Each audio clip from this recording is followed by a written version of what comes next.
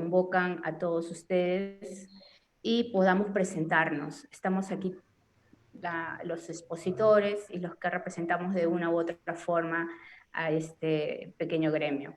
Mi nombre es Carmen Espinosa, mucho gusto de conocerlos a ustedes, en algunos casos los conozco, en otros casos ha sido una persona intermedia quien nos ha logrado contactar, que en este caso es la señora Eliana Vázquez, a quien le doy también las gracias por haber generado esta iniciativa importante, ya que hay muchos, digamos, personal policial, personal del Estado que está en primera línea, generando un apoyo de concientización cuando se generan estas detenciones en en las diversas ciudades, y que muchas veces estas personas, al no tener las medidas de control sanitarias, son contagiados. En Perú tenemos un alto índice de personas policial, ya sean del ejército o policía, o los que están al frente, en este caso la fuerza del orden, que ya han fallecido,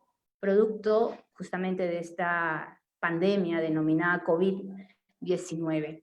Así que soy la presidenta de este gremio ASOPESMA, quien convoca a una serie de personas quienes estamos trabajando por crear una cultura de prevención. Perú es un país en el cual la pandemia se ha extendido, tenemos una crisis sanitaria también muy importante, un sistema sanitario frágil, un sistema de cultura preventiva también frágil, por lo cual no hay digamos, un adecuado soporte que pueda permitir controlar y disminuir estos riesgos que en estos momentos se está presentando. Y yo creo que, bueno, es un aprendizaje que muchos de los países que en este momento están siendo convocados y los que han estado también en Europa ya en una primera etapa, han logrado sobrellevar esta situación de emergencia.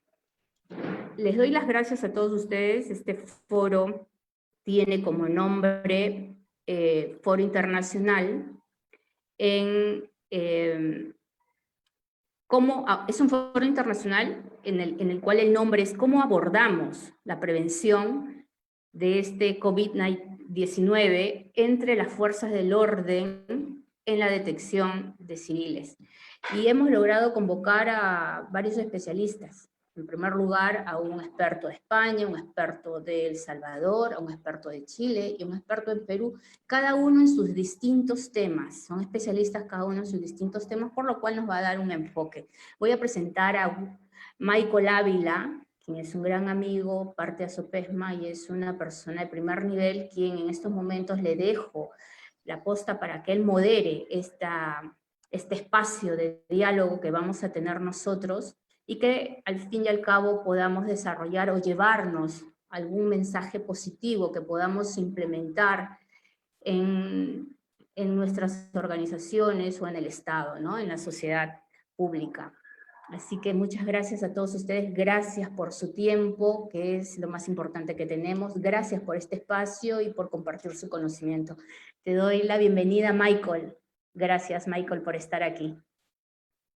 ¿Qué tal? ¿Cómo están? Muy buenas tardes y muy buenas noches también para algunos que están en otros países, ¿no?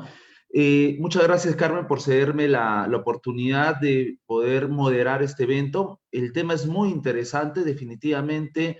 Es un tema que no se toca mucho en temas asociados a seguridad y salud en el trabajo, y justamente en estos momentos, dada la coyuntura del COVID, va a ser una gran oportunidad para, por un lado, resaltar aspectos asociados a la pandemia, pero por otro lado creo que aprovechar la oportunidad para resaltar los temas de seguridad y salud en el trabajo que normalmente en las Fuerzas Armadas o en este tipo de grupos no se toca, ¿no? Sobre todo, digamos, en nuestro país, ¿no? En nuestro país, en Perú, digamos, las Fuerzas Armadas o en este general las Fuerzas del Orden tienen muy poco nivel asociado al tema de seguridad y salud en el trabajo. Entonces creo que el evento es una gran oportunidad para todos nosotros y poder intercambiar experiencias asociadas al tema.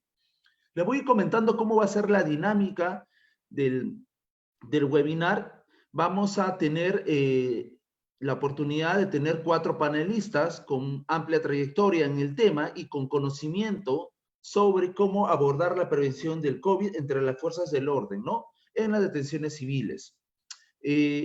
Vamos a iniciar con Miguel Ángel Robi, de España, ¿no? Cada uno va a tener alrededor de 20 minutos para poder realizar su exposición, iniciando con Miguel Ángel Robi, luego Ramiro Castro, luego Carlos Fernández y por último Rodolfo Castro.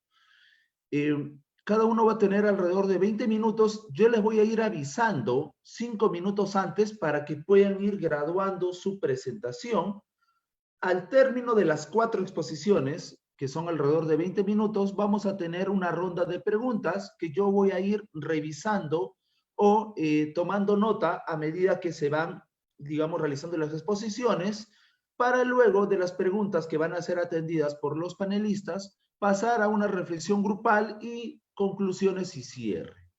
Entonces, vamos a iniciar. Le voy a pedir, por favor, de ser posible, que si es que tienen alguna interferencia con la señal, traten de desactivar de repente sus cámaras, solamente en el caso tengan una señal no muy clara. En algunos países o en algunas localidades sucede eso.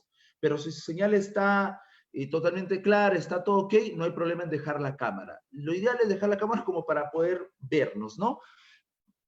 Entonces, todos están con micrófonos activados, cualquiera puede realizar las preguntas las pueden ir realizando a medida que van exponiendo a través del chat. A través del chat van a tener ustedes la oportunidad de realizar las preguntas y yo voy a estar recogiéndolas para la parte final. Vamos a iniciar, ya les comenté el orden para que puedan ir preparándose. Primero, repito, Miguel Ángel Robi, Ramiro Castro, Carlos Fernández y Rodolfo Castro. Entonces, vamos a iniciar con la exposición de Miguel Ángel Robi, que nos va a hablar sobre los protocolos del COVID en los centros de detención antes de ponerlos a disposición judicial. Un tema muy interesante que nos va a comentar Miguel Ángel Robi. Y para presentar a Miguel Ángel Robi, quiero comentarles brevemente su experiencia y trayectoria. Él es licenciado en Ciencias del Trabajo, tiene diplomado en Relaciones Laborales y Recursos Humanos, máster en Prevención de Riesgos Laborales, ¿no? Con grado en Prevención de Riesgos Laborales, tiene la especialidad Seguridad en el Trabajo, especialidad en Higiene Industrial, con grado en Prevención de Riesgos Laborales, también especialidad en Ergonomía y Psicosociología, perito judicial en Prevención de Riesgos Laborales, formador homologado por Fundación Laboral de la Construcción. Bueno, Miguel, muchas gracias por participar. Te cedo la conexión para que puedas iniciar. Bienvenido. Activar audio. ¿Ven compartida mi pantalla? Todavía no. Todavía no, Miguel. Detener vídeo, es una cámara, seleccionar una cámara, a ver, compartir pantalla, a ver, nueva función. Estoy compartiendo pantalla. ¿Hay cómo abordar, no sale cómo abordar el COVID? Sale una pantalla que es el flyer del evento. Dice, vale, cómo entonces abordar prevención. Es mi pantalla, es la que estaba compartiendo. Perfecto. La que estaba compartiendo. Bueno, listo. He iniciado con esto. Aquí es lo que acaba de decir el señor Michel Ávila, licenciado en Ciencias del Trabajo, diplomado, etcétera, etcétera, un poco la hoja curricular, mi correo y por si alguien está en LinkedIn. Bueno, en principio, una buena noticia y es que la policía española compartirá sus protocolos del COVID con la América Latina. El Banco Interamericano de Desarrollo ha solicitado a la Dirección General de la Policía Española compartir el protocolo del COVID que ha utilizado la Policía Española. A pesar de todas las carencias que la Policía Española ha tenido, carencias me refiero a nivel de protección física del policía, el protocolo que utilizó la Policía Española ha estado bien.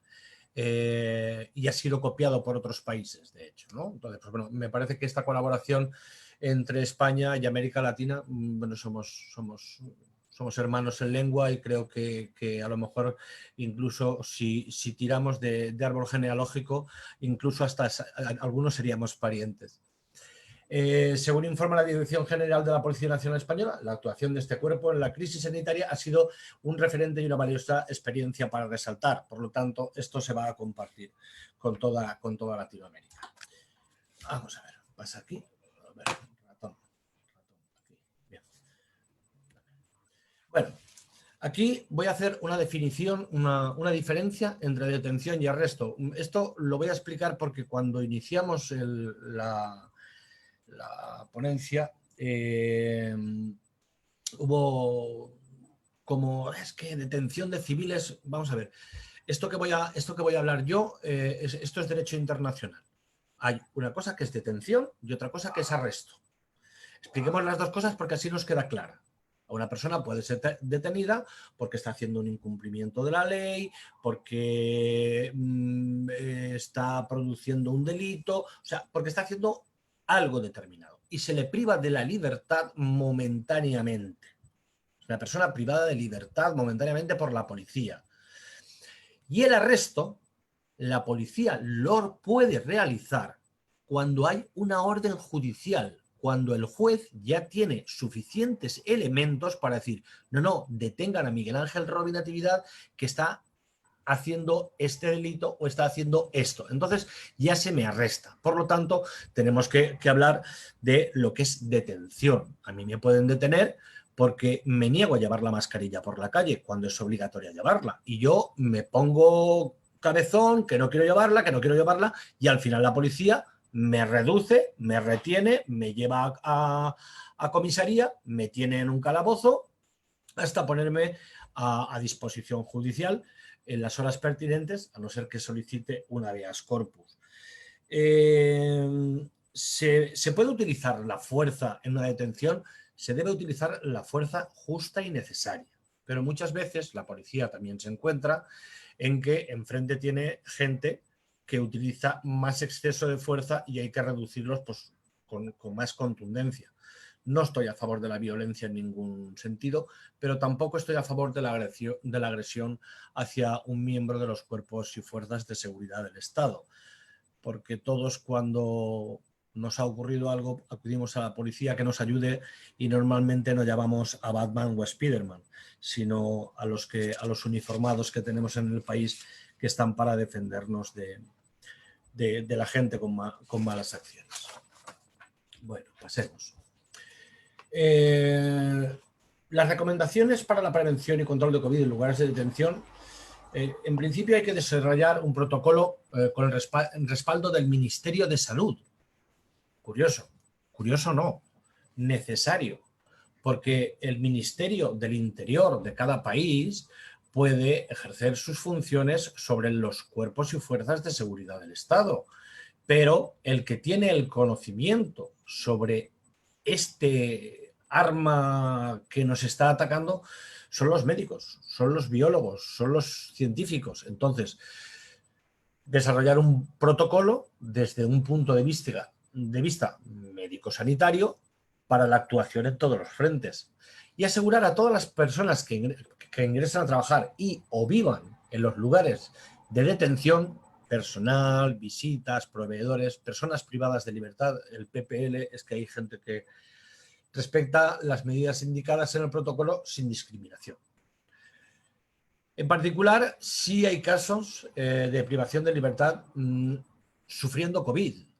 Claro, vamos a coger a esa persona que tiene síntomas de COVID y meterlo con otras personas privadas de libertad en la misma celda. Yo creo que sería una extensión de la pandemia. No se debería hacer. Tendrían que estar en un confinamiento aparte, etcétera, etcétera. Llegar a cabo también sesiones de sensibilización con las otras personas privadas de libertad para que no agredan a las personas que estén infectadas del COVID. Nadie tiene culpa de estar infectado por el COVID. Bueno, a ver, aquí está. Me pasé. Espérense un momento, porque yo pongo los puntos. Luego hay que coordinarse con el sistema penitenciario. Aquella persona que en un momento de detención quede privada de la libertad, pero haya que ponerla a disposición judicial, si el juez lo cree necesario, tendrá que entrar en un centro de internamiento, lo que es una prisión. ¿Cómo los trasladamos? Si los trasladamos todos en grupo, si al llegar al centro penitenciario los vamos a tener apartado de otros presos por si hasta que ya hayan pasado la cuarentena y entonces poder ingresar dentro del centro con normalidad, etcétera, etcétera. Y asegurar sobre todo que las medidas tomadas para prevenir y controlar la pandemia en todos los lugares de detención a efectos de los derechos tanto de los cuerpos y fuerzas de seguridad del Estado como de las personas privadas de libertad porque hayan cometido un delito. Medidas sanitarias, etc. Difusión de información básica sobre la prevención de la pandemia. Eso se está haciendo y se está haciendo, yo creo que bien, desde todos los países. Yo escucho noticias desde Radio Caracol en Colombia hasta cadenas de televisión chilenas, argentinas, porque me interesa saber cómo están mis otros compatriotas, mis otros países, ¿no? Desarrollar un protocolo con respaldo con el Ministerio de Salud, asegurar que todas las personas que ingresen al trabajo, esto ya lo he dicho, vale, me he pasado, y ahora estábamos ya en esta. La disposición de los elementos en el lugar de detención. ¿Qué tendríamos que tener en un lugar de detención? En principio, hay que dotar al personal de los lugares de detención con estos insumos, o sea, botas quirúrgicas si es necesario, protectores faciales y o gafas, guantes de examinación. Los guantes de examinación, para mí, y esto igual me puede corregir algún doctor en medicina, no son guantes de látex, son guantes de nitrilo. El guante de látex es muy débil, se puede romper, el de nitrilo ni puede pasar nada hacia adentro ni puede salir nada hacia afuera y además es bastante más consistente. Y yo lo recomendaría de color negro, pero eso es una cuestión que podría explicar luego más tarde. Guantes de limpieza largos en todo uso, botas de uso único de manga larga, gorros desechables, cobertores de zapatos, mascarillas médicas, respiradores N95 o el FFP2, termómetros infrarrojos, solución para lavarnos las manos, alcohol de 60-80%, solución de hipoclorito, lejía, jabón líquido de mano, toallas desechables, bolsas plásticas, pulverizadores, atomizadores y bolsas para cadáveres. Y con los restos de todo esto, ¿qué hacemos cuando nosotros nos los quitamos? Aquí en España está prohibido tirar a los contenedores de residuos sólidos urbanos, lo que normalmente llamamos la basura, cualquier residuo biológico. Por lo tanto, esto tiene que ir a una bolsa de residuos contaminados para luego, posteriormente, ser incinerados. Porque si yo dejo una mascarilla o unos guantes que han estado en contacto con una persona que ha tenido COVID y los tiro a la caneca y esa caneca va al contenedor de la basura y ese contenedor luego se esparce y bueno, lo que estoy haciendo es difundiendo la pandemia de alguna forma, ¿no? Una designación adecuada, sobre todo en los espacios de cuarentena y aislamiento, cuando entramos a una persona para privarla de libertad porque ha cometido un delito hasta ponerlo a disposición judicial, no podemos, si es asintomático, bueno, pues primero le haremos las pruebas, veremos que está correcto. Y si no, de lo contrario, pues no los podremos poner 50 personas en un espacio de 10 metros cuadrados. Designar áreas de cuarentena en el caso de que tuviéramos personas detenidas que estuvieran con el problema del COVID. Asegurar que cada celda tenga suficiente espacio libre de circulación de aire y que no debe de ser inferior a un 10% del total de la celda. Pero cuando esa celda se queda vacía, ingresamos otra vez a otro preso o limpiamos primero la celda. No, primero tendremos que desinfectar esa celda. El preso que hemos sacado supuestamente no tenía COVID. Y si lo tenía y no lo sabíamos, el que entre después se va a contaminar. Por lo tanto, vamos a tener que aumentar en los centros de detención el personal de limpieza, etcétera, etcétera, para hacer esas funciones. Esto yo creo que hemos insistido hasta la saciedad y ya se nos va a quedar marcado para toda la vida, aunque algunos, gracias a esto, han aprendido que hay que lavarse las manos. Lavarse las manos, revisar la temperatura corporal con un termómetro infrarrojo, destacar si hay síntomas de fiebre, pero esto no lo puede hacer un policía, un cuerpo de seguridad del Estado. Esto dentro de los centros de detención tendría que haber un personal médico, como mínimo un titulado en enfermería y si pudiera ser un doctor, porque a un policía le podemos enseñar unos primeros auxilios bastante elevados para que sepa cómo actuar en un caso en la calle mientras llega la asistencia sanitaria, pero un policía, un cuerpo de seguridad del Estado no sustituye ni puede sustituir nunca la vida a un profesional de la medicina, a un enfermero o a un doctor. Por otro lado, la atención a las personas con privaciones de libertad, garantizarles un examen médico para ver en qué situación se encuentran y evitar la exposición a personas que sí que tengan virus con personas que no tengan virus. La limpieza permanente de todos los espacios de los lugares de detención, tanto bien sean los calabozos como bien sean los servicios que tengan que utilizar para ir a hacer sus necesidades básicas, debe estar todo higienizado, no podemos incrementar el peligro tanto para las personas privadas de libertad como para los cuerpos y fuerzas de seguridad del Estado que están custodiándonos a las personas en ese momento. A ver, preparación del personal encargado. Yo sí que prepararía a cierta parte de la policía para que esté encargada de los presos privados de libertad, desarrollar planes de contingencias, contemplar la organización permita permisos y vacaciones. También haría que los cuadrantes de los policías siempre fueran los mismos compañeros, no que hoy tuvieras un compañero, mañana otro, para evitar el que haya una dispersión de contactos y luego a la hora de poder hacer un seguimiento de un agente que se haya contaminado con el COVID, pues saber con quién ha tenido relación y poder hacer las pruebas serológicas a las personas que han tenido contacto con él. Si dan negativo, perfecto, pero si dan positivo, pues dejarlos en confinamiento en su casa y hacerles un seguimiento. La nutrición y higiene la dejamos a un lado. Limpieza permanente de los espacios, esto ya lo he dicho. Bueno, aquí tenemos que todos los presos o todas las personas privadas de libertad tienen derecho a que los visite la familia y a la que los visite un abogado. En España se llegó a la determinación siguiente. Las personas privadas de libertad no van a tener la opción de ser visitados por la familia, porque entran en un centro en el que puede haber un riesgo biológico dependiendo de la cantidad de presos que haya, pero sí van a tener derecho a una asistencia por parte de un letrado, un abogado, si nos iríamos en contra de la Constitución. Pero cuando esa persona privada de libertad se reúna con el abogado, se reunirá en unas condiciones, con una separación, con una pantalla de metacrilato por medio, el abogado tendrá que usar mascarilla, la persona privada de libertad tendrá que utilizar también mascarilla.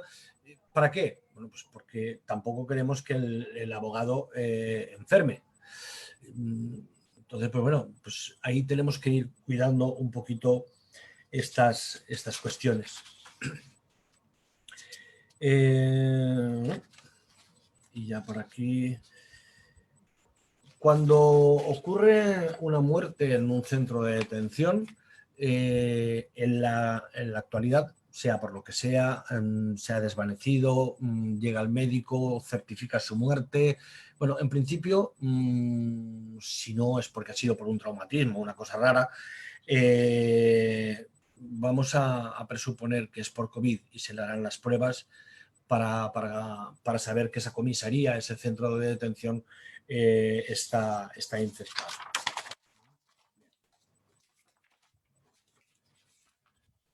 Me quedan 5 minutos.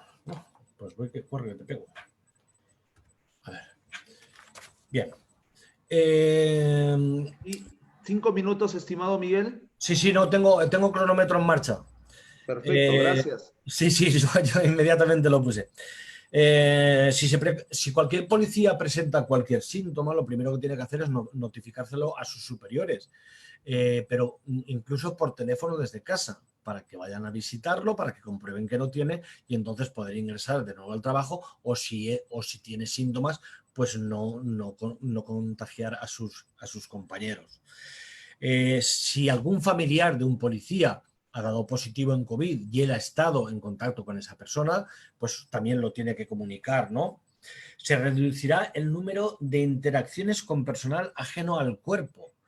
No es que vayamos a aislar a la policía, es que contra menos relación tenga con personas ajenas al cuerpo, mucho mejor para que no se difunda la enfermedad.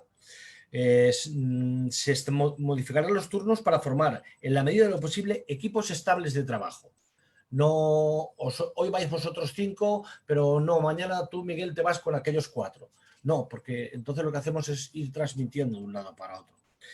Se evitará el contacto entre personal de distintos departamentos. ¿Por qué? Porque en las comisarías hay personal que es departamento administrativo y ese personal de departamento administrativo estará ajeno a lo que serán las dependencias policiales de las personas privadas de libertad. Como pueden ver, y me quedan 4 minutos, me voy a ir muy rapidito. Si es posible, habrá únicamente un agente en el puesto de radio. Se priorizará la asistencia de abogado al detenido de manera telefónica o telemática, si puede ser.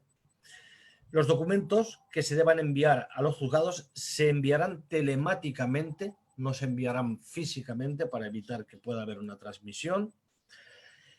Cuando sea necesario hablar con otras personas o solicitantes, se hará guardar una distancia recomendada y, si es posible, sin tocar la documentación. A los detenidos se les procurará mascarilla cuando se sospeche que pueden estar contagiados y, aunque no se sospeche, si no la llevan, hay que ponerle la mascarilla. Esto que estoy leyendo es del sindicato del SUB, de la Unión de Policías. Cuando hay interrogatorios o tengan que hablarse con ellos, siempre por medio de mamparas, por la misma patrulla que lo detiene cuando haya que hacer un interrogatorio. Se recomienda que los controles de alcoholemia se realicen en comisaría, no sobre base. Y es aconsejable reducir el número de escoltas al menor posible en cada turno, manteniendo la distancia recomendada social. Si pueden ver, aquí en la imagen tenemos a un policía nacional, lleva guantes de nitrilo, la mascarilla. Como es de la UIP, Unión de Intervención Policial, normalmente llevan tapado el rostro para que no los reconozcan, ¿vale? Pero la Policía Nacional ha sacado, Policía Nacional, la Guardia Civil, el Ejército, tienen mascarillas que son reciclables, que se pueden lavar con el logo de la Policía Nacional, la bandera de España, y dotan a los agentes de guantes de nitrilo para las detenciones, y llevan el guante de nitrilo, y cuando tienen que hacer un cacheo de una persona se ponen los guantes de cuero ya especiales para pinchazos, etcétera, etcétera, para hacer el cacheo corporal de la persona antes de proceder a su detención y subirlo al coche patrulla y llevarlo hasta las dependencias. He acelerado todo lo posible, he tenido que quitar muchas diapositivas porque tenía bastante más.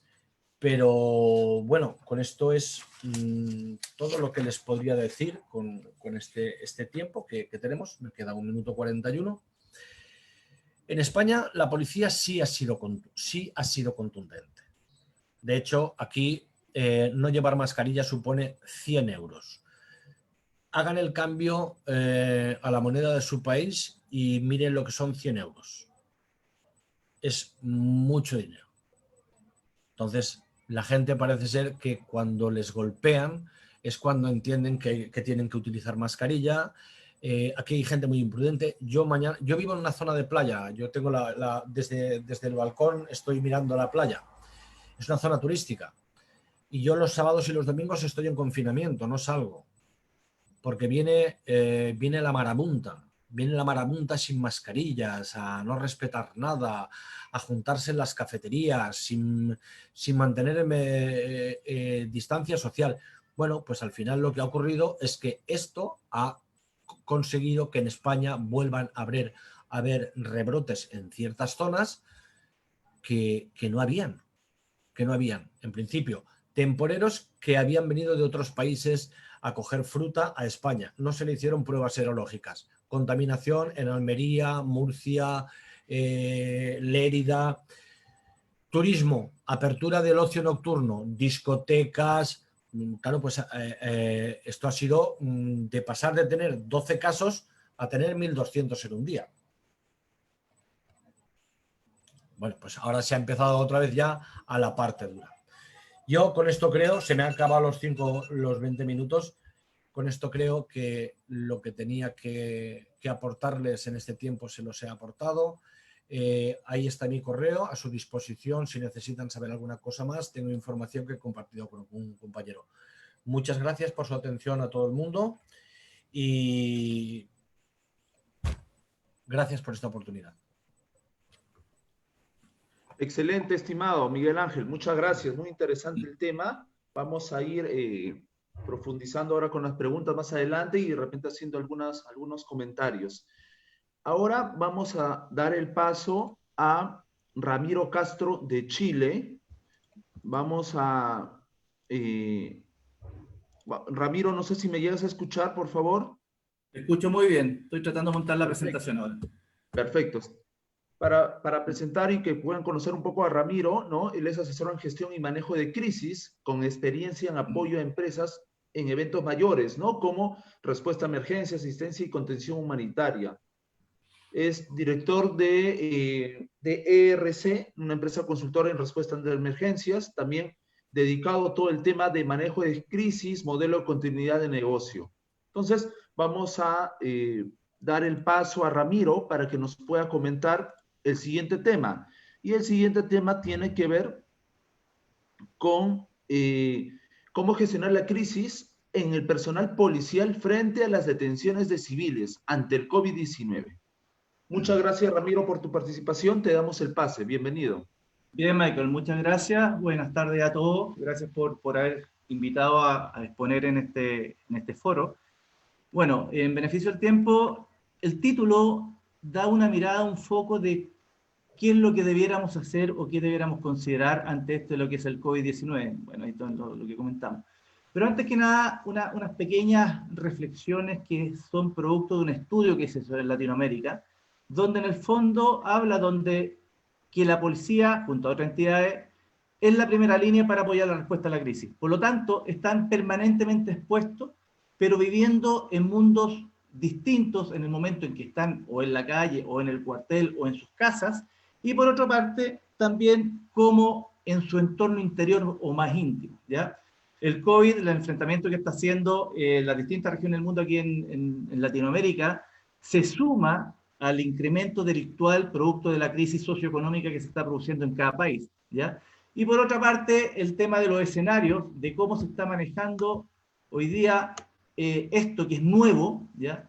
Obviamente genera mucha expectativa, y Miguel Ángel también, dentro de todo lo que comentó, de protocolos, de cosas cambiantes, de elementos que hoy día son ciertos, mañana no. Por lo tanto, hay mucho tema en que la policía tiene que estructurarse, igual que las Fuerzas Armadas que están cooperando en enfrentar este virus, ¿ya? Para cumplir, en cierto modo, las normas o las expectativas que algunos ciudadanos tienen en cuanto a seguridad y en cuanto al cómo transitar libremente o no libremente en sus, en sus ciudades, ¿ya? Bueno, estos son algunos datos que levantamos de este estudio que se hizo a nivel latinoamericano. Se hizo entre las 2 primeras o las 2 segundas semanas de abril de este año, donde da una visión de cómo está la situación acá en Latinoamérica en ese momento, ¿ya? Por lo tanto, hay un 77% de agencias que se hizo una capacitación formal sobre los protocolos, orientando a los agentes para manejar este tema en su operativo, ¿ya? Por otro lado, elementos de protección de personal, elementos de desinfección, flexibilización y adaptación de rutina, tal como lo dijo Miguel Ángel en un momento, o sea, turnos fijos para que evitar una segregación mayor, pero una dispersión mayor del virus si es que hubiera contagio en algunos operativos, etc. Estos son datos duros, ya levantados las policías de la región de Latinoamérica, donde todos cooperaron, y obviamente hoy día ya está mucho más avanzado después de 2 meses, pero es una base para empezar y ver qué es lo que estamos enfrentando. ¿Bien? Por lo tanto, ante esa mirada, hoy día hay un tema de fondo. Cuando aparece COVID-19 en el mundo, ¿ya?, y empieza a gestionarse esto, tal vez el gran desconocimiento de la enfermedad por un lado y la ausencia de una vacuna es un generador y un apalancador para poder visualizar o proyectar tal vez lo que podríamos estar enfrentando. Todos nos hemos dado cuenta que en nuestros países, indistintamente, han habido cambios de estrategia, han habido algunos países que liberan antes, liberan después, normalidad, retorno a la normalidad, progresivo, confinamiento, desconfinamiento, fase 1, fase 2, fase 3, cada uno genera una estrategia distinta, porque también tenemos que reconocer un poco que la OMS dentro de su inicio también tuvo una navegación un poco no muy directa, muy en línea, sino que iba cambiando de acuerdo a cómo se presentaba este virus. Por lo tanto, el planeamiento y el control de las organizaciones también se hace más difícil, ¿ya? El tema del equipamiento, la infraestructura escasa, las estrategias de compra y abastecimiento. Hoy día yo creo que uno de los más rentables o la mayor índice de venta, de producción ha sido el de las mascarillas para a nivel mundial, al igual que los ventiladores mecánicos. ¿Por qué? Porque no estábamos preparados para esto. Pensamos que tal vez podría haber sido manejado como una gripe rápida, pero no fue así. Es un virus altamente contagioso que va y vuelve, por lo tanto tiene un comportamiento no uniforme, por lo tanto hay que estar preparado para eso. Por otro lado, el manejo de los fondos públicos. Obviamente, cuando los países tienen que declarar un estado de catástrofe para asignar nuevos fondos, pero aún así chocamos o topa con el desconocimiento inicial de la enfermedad de qué es lo que tenemos que comprar y cómo debemos asignar estos recursos. ¿Por qué? Porque inicialmente en las policías vimos que había policías con un tipo de mascarilla, con guantes, con protección, sin protección, y eso lo vimos en todos los países. ¿Por qué? Porque claramente se fue respondiendo ante la poca oferta de mascarilla en el mercado y la alta demanda de alguna u otra forma. Recuerdo que incluso aquí en Chile se enseñaba a hacer una mascarilla con una polera, una camiseta corta, con elástico. O sea, fue todo tratando de ir cubriendo las necesidades que existían en ese momento. Por otro lado, el poco conocimiento de la ciudadanía en base al impacto que tiene el COVID. De hecho, hoy día lo vemos ya, pero en un segmento más de irresponsables o porfiados, como decimos acá en Chile, ya que tratan, y tal como decía Miguel Ángel, de ir ese fin de semana a la playa, de ir al bar, de ir al café, y se genera este tema, ¿ya? Y por otro lado, al inicio, una débil estrategia comunicacional de cómo íbamos a enfrentar esto. Por lo tanto, se genera esta triada, una triada donde el agente de policía o la institución de la policía está al centro, donde se genera un gran impacto social, una crisis social, producto de lo que estamos viviendo por la ausencia de trabajo, por la pérdida de laborales, por la ausencia del recurso económico, cae la economía, y por otra parte hay un grupo que suple esta ausencia de recursos con un incremento en delitos. Por lo tanto, el agente de policía sí o sí, al igual que los agentes de salud, van a estar al centro de la ecuación y van a tener que seguir trabajando. Entonces, cuando me plantearon este tema y tratando de darle una mirada más integral, más holística al cómo enfrentarlo, y de una mirada de la gestión de crisis, que es lo que nosotros hacemos, generamos 4 ejes para focalizarnos. Primero el institucional, después el operacional, familiar y social, donde cada uno actúa como apoyo, como interacción, como soporte, y lo vamos a ir viendo en general en grandes temas, ¿ya? Déjame ver concluir. Por lo tanto, si vamos al eje institucional, claramente a todos nos golpeó este tema, porque nadie sabía qué era el COVID.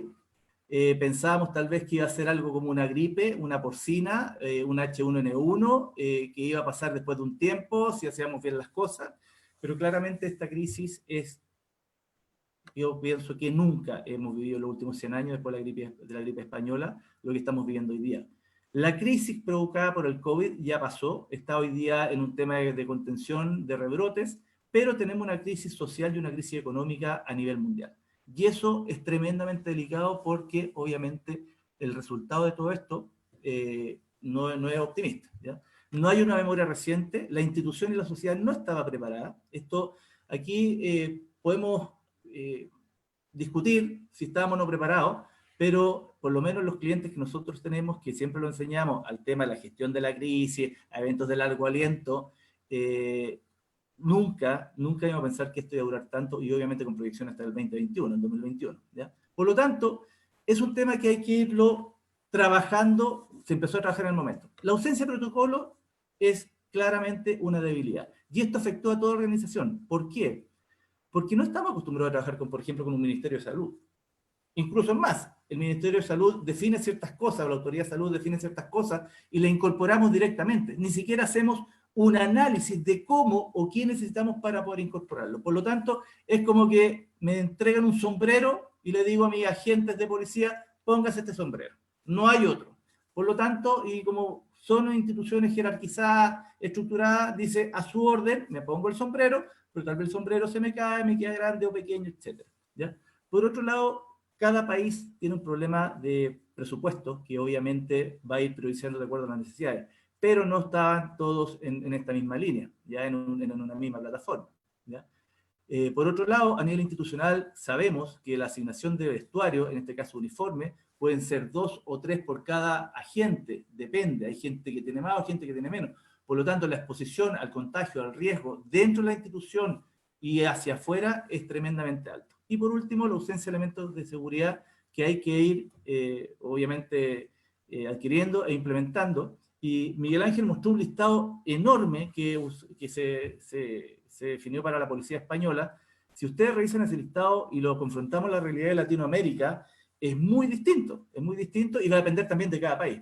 Por lo tanto, en vista de esas debilidades un poquito ya más generales, la oportunidad es, primero que nada, el consejo es que cuando se enfrenta a una crisis, sea cual sea, a nivel institucional, tiene que haber un comité de expertos de la institución que tome las definiciones o las sugerencias de los comités de expertos a nivel país y haga y lo ajuste y haga la bajada a la institución.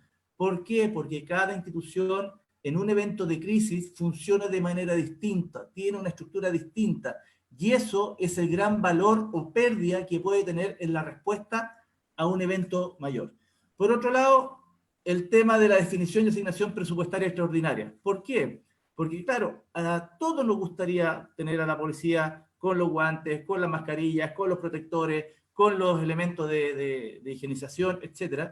Pero cuesta ir avanzando. ¿Por qué? Porque son controlados por Contraloría, son fondos públicos que tienen que ser reportados, por lo tanto, hay una serie de amarres que hacen un poco más lento esto, ¿ya?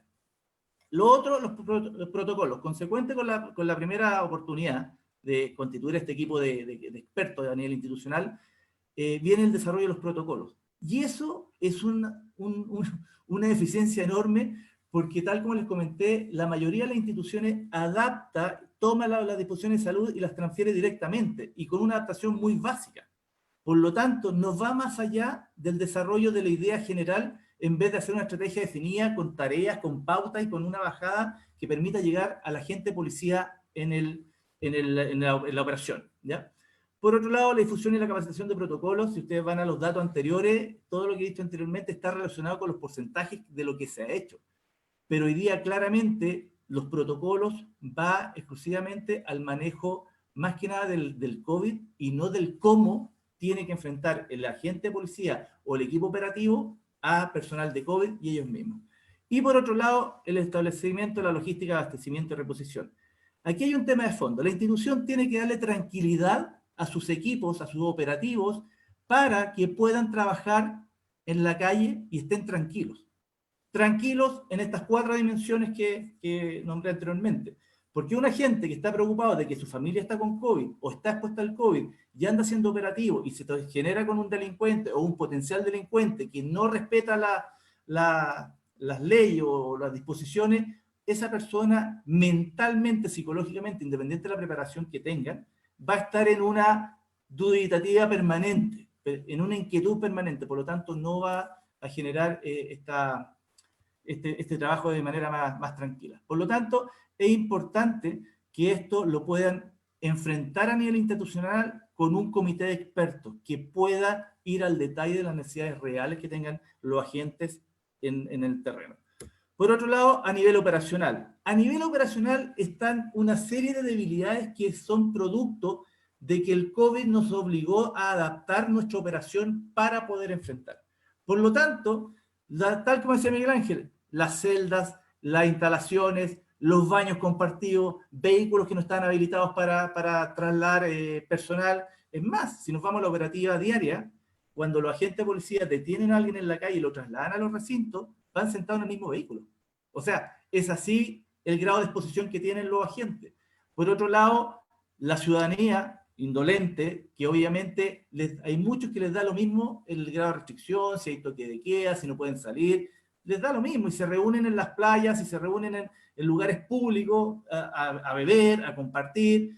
Acá muchos se ha dado incluso de jugar fútbol en gimnasio abierto, digamos, multicancha, sin la autorización. Entonces, obviamente, la gente está expuesto permanentemente también a una forma de ser de la ciudadanía. La ausencia de recursos, la ausencia de protocolos de limpieza, de desinfección, todo tiene que ver con la parte operativa. Y obviamente el alto estrés que tiene cada funcionario, cada agente, cuando sale de su casa, llega al cuartel, a la unidad, y sale a las calles a controlar y a apoyar esta pandemia, la contención de esta pandemia.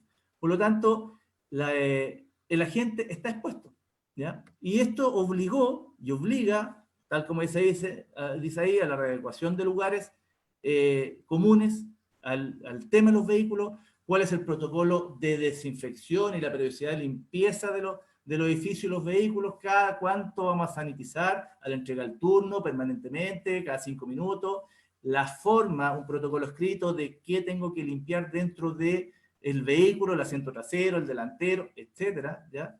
Y por otro lado, la generación de espacio de recuperación entre turnos. Y esto es relevante porque en la slide siguiente vamos a ver un poco ya más el tema de contención interna y externa.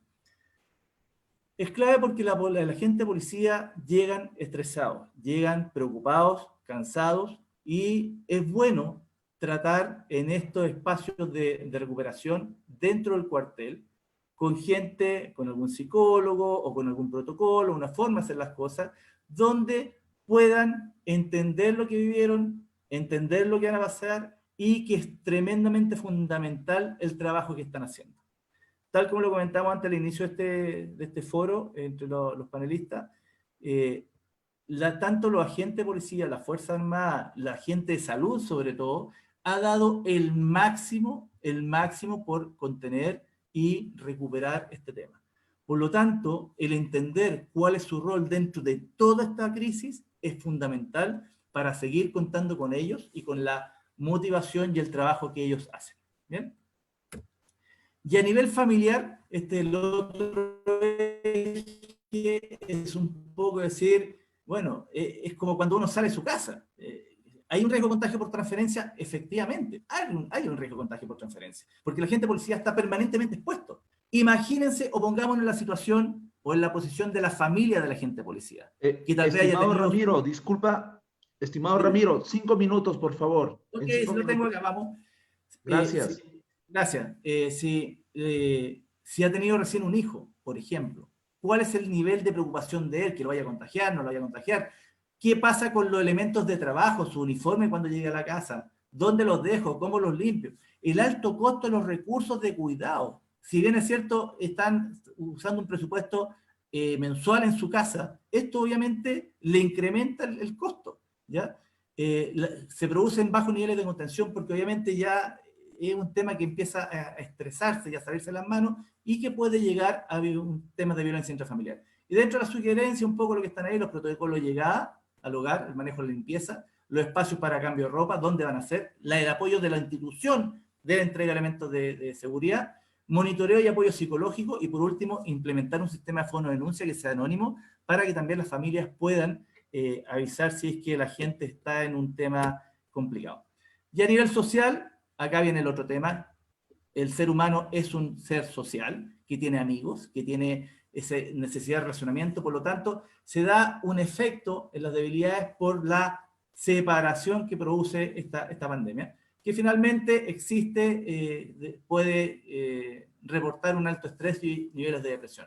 Lo importante, la conversación permanente con los amigos, la mantención de redes, incrementar la actividad de familia, tener esta oportunidad de disfrutar y conversar más con la familia, y finalmente poder fortalecer esta red social de contención que permita apoyar tanto a él como a su familia en lo que pueda ser su trabajo y operación sobre la contención del COVID. Finalmente, algunas conclusiones. La exposición del riesgo es, obviamente, aquí tengo, espérate, déjame ver. ¿Ya? Es un desafío mayor por su elevado nivel de criminalidad y ansiedad social. ¿Ya? Por otra parte, el tema de los recursos, la limitación del recurso humano, protección personal, infraestructura, vehículos, puede ser llegar crítico a los policías en el largo del tiempo. El nivel de preparación tiene que ser permanentemente revisado, actualizado, el trabajo de los protocolos, la bajada de los protocolos y sobre todo el equipamiento que van a utilizar. La flexibilidad, que obviamente la capacidad de adaptación y resignación de roles es clave para el buen resultado en el manejo de la crisis. O sea, no todo está estructurado, no todo es fijo, sino que tenemos que tener esa flexibilidad que es propia de un manejo de crisis. Y por último, el trabajo de apoyo y contención permanente, ¿ya? Para mantener la motivación y tranquilidad de los equipos. Y eso es clave para que las instituciones, tanto como organización y como ente interno y como equipos de trabajo, puedan trabajar de manera, ¿cómo se llama?, permanente y tengan esa tranquilidad de poder entregar lo mejor de sí en lo operativo. ¿Ya? Eso es un poco lo que quería compartir en 4 ejes de trabajo. Ahí está, bueno, mis datos. En el sitio pueden encontrar mucha literatura también de diferentes temas de crisis, pero finalmente lo importante y lo relevante es que esto tiene que ser mirado de la institución como una mirada orgánica, con un comité de expertos que permita internamente asignar recursos, realizar protocolos y llevar un buen trabajo de campo a la ciudadanía y así que la gente finalmente se sienta tranquilo y seguro en las cosas que está haciendo. Muchas gracias. Excelente, Ramiro. Muchas gracias por tu ponencia. De hecho, son temas muy interesantes, tanto lo expuesto por Miguel y por ti, ¿no? Son temas que nos van a servir mucho, sobre todo también acá en nuestro país, ¿no? Que de alguna manera también estamos afrontando la misma situación y donde la normativa de repente no es tan clara en el ámbito de seguridad según el trabajo. Gracias. Gracias a ti. Gracias a todos. Perfecto. Continuando con las exposiciones, ahora vamos a tener el gusto de escuchar la exposición de Carlos Fernández con el tema El impacto psicológico de las fuerzas del orden frente a las detenciones. Para hablaros un poquito de Carlos mientras va colocando su presentación, ¿no? Carlos es licenciado en Administración y Ciencias Policiales por la Escuela de Oficiales de la Policía Nacional del Perú. También es licenciado en Psicología, con mención en Psicología Organizacional por la Universidad Nacional Federico Villarreal. Tiene máster en Coaching Directivo y Psicología del Rendimiento por la Unisport Management School de Barcelona, España. Cuenta con alrededor de 26 años de experiencia en la Policía Nacional, desempeñándose también como agente de investigación criminal. Entonces, vamos a dar el pase a Carlos Fernández. Carlos, nos comenta, por favor, para que puedas iniciar. Bienvenido a la exposición. Buenas tardes, Michelle. Buenas tardes con todos los concurrentes a este foro y buenas noches con Miguel Ángel. Quería saber solamente si estamos visualizando bien la diapositiva, Michelle. Sí, todo bien. Llego a ver la lámina que dice impacto psicológico y está una foto de un policía. Perfecto, perfecto. Muchas gracias. Gracias, Michelle. Bueno, lo mencionaron Miguel Ángel en su momento y luego Ramiro. La situación que estamos afrontando en este momento es básicamente la misma a nivel global. Algunas semejanzas en cuanto al tema de idiosincrasia, de cómo vemos las cosas, de que todavía estamos pensando de que vamos en plan de broma algunos, otros estamos pensando de que la cosa va seria y desde mi perspectiva hemos podido establecer 4 grupos de personas que miran el COVID como COVID-19 como les haya tocado. El grupo de los que no han pasado todavía por esa situación, que para ellos la situación es muy indiferente, no les da lo mismo si alguien fallece, si alguien se contagia, porque a ellos no les ha tocado. El grupo de los asintomáticos, que tienen de alguna manera la misma percepción que los que todavía no les ha tocado, y vienen los otros dos grupos, que son el grupo de las personas que han sufrido el COVID y que han tenido el trauma de una intubación y los traumas propios que deja en el cuerpo el tratamiento. Ellos están asustados y dicen, esto es en serio, ¿no?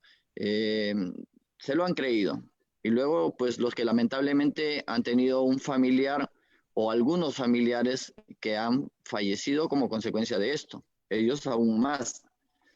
Estos dos últimos grupos saben que las cosas van en serio y que si estuvieron contagiados podrían volver a contagiarse nuevamente. La diferencia con los dos grupos anteriores es que hay un gran número de personas que todavía no toma conciencia de esto. Y de eso vamos a hablar un poco en lo que me queda o en lo que me toca de tiempo respecto al actuar o el impacto psicológico en las fuerzas del orden, entendiéndose por Policía Nacional del Perú y Fuerza Armada, que tienen ahora también protagonismo por estar el Perú en estado de emergencia como consecuencia del COVID, frente a las detenciones, ¿no? Pero bueno, ocurrían los últimos días del mes de diciembre del 2019 y nos enteramos de este virus que venía desde China o que avanzaba desde China. Lo veíamos tan lejano que pues en un inicio no le tomamos mucha importancia y no lo creímos. Cuando menos resultó en Perú, en el caso el paciente cero, allá por el 5 de marzo de este año, y el gobierno establece el estado de emergencia y el aislamiento social obligatorio a partir del 16 de marzo. Se bloquearon caminos, se cerraron fronteras y se restringieron algunos derechos del ser humano o de la persona como consecuencia del estado de emergencia. Ramiro dijo algo muy importante, el ser humano es un ser social por eminencia y eso cuesta dejarlo. Hemos estado acostumbrados a sociabilizar después del trabajo, de repente disfrutando de un partido de fulbito, de repente disfrutando de un café en un centro comercial, pero nos tuvimos que acostumbrar a una nueva sociabilidad, la que nos impuso el COVID y el estado de emergencia, que nos cuesta hasta la fecha acatar, más aún cuando ya algunas medidas se están levantando. Pero lo que preocupa es lo que indicó Miguel Ángel. Esto no es que ya pasó, esto es que va y viene, porque según lo que nos dice, hay un rebrote considerable en España y hay que tener precaución. Quienes estamos del otro lado del mundo, acá en Sudamérica, deberíamos tener en cuenta eso. Se han ido sucediendo relevos de decretos supremos, para ampliar el estado de emergencia y dictar medidas especiales para algunas regiones donde había mayor índice de contagios, pero en algunos de los decretos, el 116 específicamente, se habla mucho de la promoción de la salud mental, ¿no? Existen también algunas publicaciones que son entregadas por la Organización Internacional del Trabajo, por la OMS, respecto a la protección de la salud en términos globales, ¿no? En términos globales. Pero hay una muy importante que me gustaría resaltar, que es la gestión del riesgo psicosocial relacionado con el trabajo durante la pandemia del COVID-19.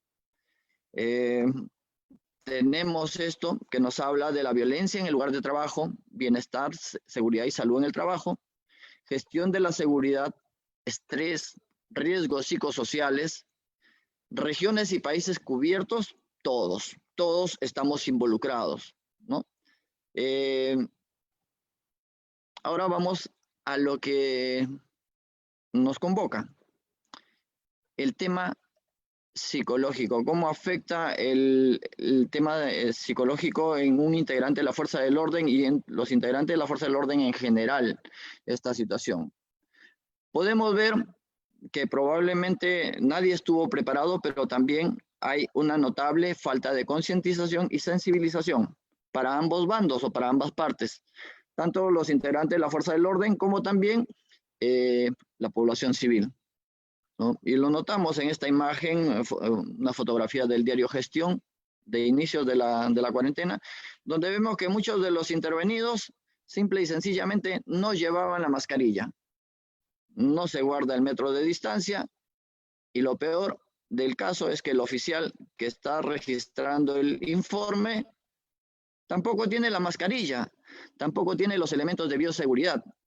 ¿Por qué? Probablemente por la misma sensación o situación que se produce tras una intervención, ¿no? La euforia, la adrenalina que fluye en el cuerpo de una persona cuando está sometida a esta presión de intervenir a un civil o a una persona, un presunto delincuente, te hace olvidarte de las cosas. Y definitivamente acá esta persona se olvida de que tenía que utilizar la mascarilla. Entonces, punto importante, nos olvidamos de la concientización y la sensibilización. Y si la tuvimos fue muy ligera y no surtió efecto. No surtió efecto. Podemos decir que acá el policía puede que incluso se haya contagiado porque él mismo se expone a la situación. Es un grupo de civiles que han sido detenidos como consecuencia del incumplimiento de la orden, pero no existe la concientización, no se guarda la distancia entre los propios detenidos ni con la autoridad, ¿no? Vemos que tampoco existe lo que llamamos inteligencia emocional, saber manejar las emociones, saber controlar las emociones, tanto las propias como entender las emociones de otros. Y nuevamente el tema adrenalina, ¿por qué a una persona que ya está reducida ponerle el brazo encima, tener tanto contacto cuando vemos que el civil ni siquiera lleva la mascarilla puesta, exponerse a un riesgo? Inteligencia emocional y concientización nuevamente. Trabajamos, cumplimos nuestro deber, estamos en primera línea, pero nos olvidamos de un punto, un aspecto muy importante. Somos seres humanos tan igual que los demás, expuestos y susceptibles de contagio tan igual que los demás. El uniforme no es lo que, haciendo alusión al comentario de Miguel Ángel, lo que la capa de Superman no nos protege de la kriptonita, no es eso. Entonces tenemos que estar conscientes y tomar nuestras medidas. Ahora la pregunta importante es, ¿este efectivo habría sido concientizado para poder realizar sus intervenciones adecuadamente? ¿Estaría enterado de cómo puede actuar el virus en su organismo de llegar a contagiarse? Y más aún, ¿cuáles son las principales formas de contagio?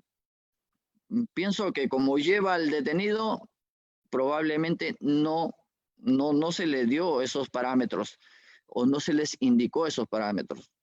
Pero vamos a ver más adelante que no es un caso aislado.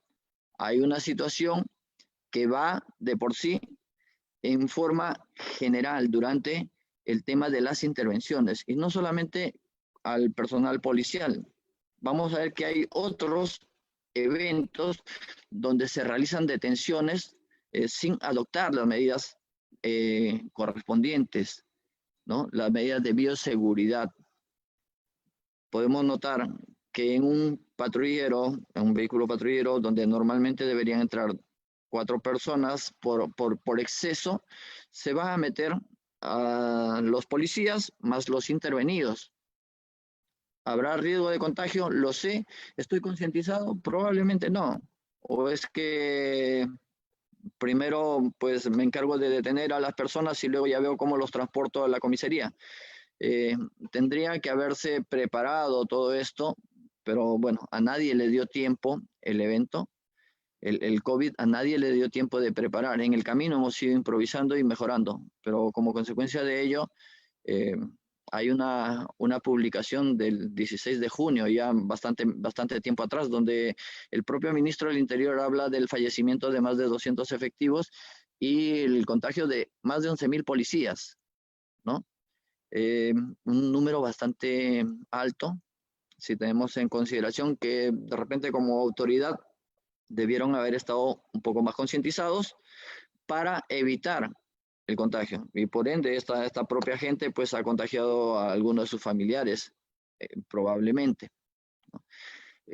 Se hace notable o notorio la falta de un trabajo en el manejo de las emociones. La inteligencia emocional resulta ser fundamental. Gestionar las emociones propias de cara a una intervención. Y aquí el temor de contagio, la preocupación por llevar el virus a la casa, ¿no? Incluso con el uso de estos implementos, vemos el policía en la imagen utilizando unos guantes que no los va a descartar, no los va a tirar, los va a llevar probablemente a su casa o a su unidad, que asegura de que ese implemento no termina siendo el foco de contagio para el resto. Probablemente no mucho, ¿no? Y la imagen se va a repetir. La imagen se va a repetir, pero el caso no es solo por parte de la autoridad. Vemos que el gobierno trata de generar medidas para poder conminar a la población a cumplir el aislamiento social obligatorio, pero no da mucho resultado.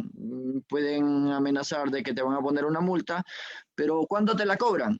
A diferencia de lo que nos dice Miguel Ángel, en España, pues 100 euros son 100 euros, unos 400 soles en Perú. Si te la cobran en ese momento, te estoy seguro que no vas a volver a salir a la calle hasta que termine todo.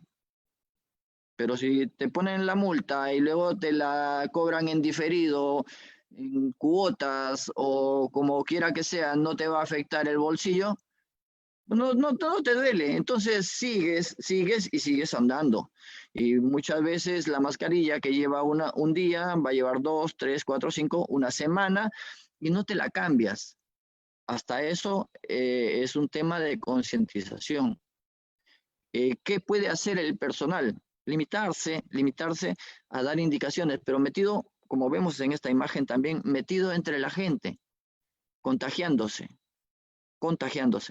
¿no? Han existido, por qué no decirlo, también excesos por parte de la fuerza del orden. Nuevamente recurrimos al tema del manejo de la inteligencia emocional durante las intervenciones. Probablemente cuando a un integrante de Fuerza Armada pues se le da la atribución de controlar el orden público, pues sale una persona que lamentablemente no ha recibido la preparación para ello y se cometen algunos abusos, no todos. Ha habido gente que ha actuado de manera muy correcta. Es más, una institución militar que pues tenía los parámetros muy claros. No se acercaba a más de 1 metro. Pero habían otros que sí, metían la cabeza en el vehículo incluso. Una forma de buscar el contagio de manera irracional.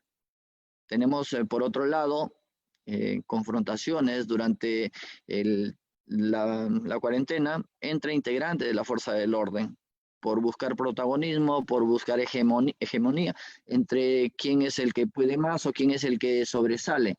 Algo absurdo, falta de concientización. Todos estamos trabajando contra y luchando contra un enemigo común que es el COVID-19. ¿Por qué pelearnos entre nosotros por ver quién es el que pinta más o el que pinta menos? Inteligencia emocional nuevamente, ¿no? Ha habido bajas en el orden, en el personal de la fuerza del orden, pero bajas no por el COVID,